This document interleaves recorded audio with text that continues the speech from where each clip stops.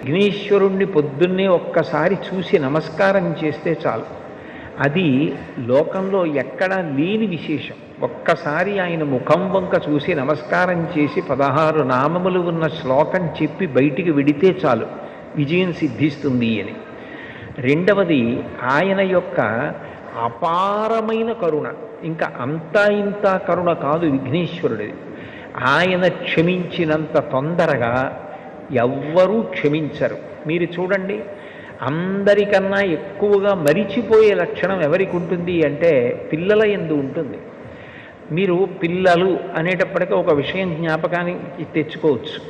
పెద్దవాళ్ళు ఏదైనా తింటున్నారనుకోండి, ఎవరో పెద్దలు వచ్చారు ఇంటికి, ఇంట్లో భోజనమో ఫలహారమో చేస్తున్న పెద్ద ఆయన ఆ పళ్ళెం పట్టుకునో లేకపోతే చేతిలో ఏ ఉండ్రాయో కుడుమో పట్టుకుని తింటూ వీధిలోకి వెళ్ళి స్వాగతం పలకడం, ఆ పళ్ళెం లోపల పెట్టి తాను పెడతాడు.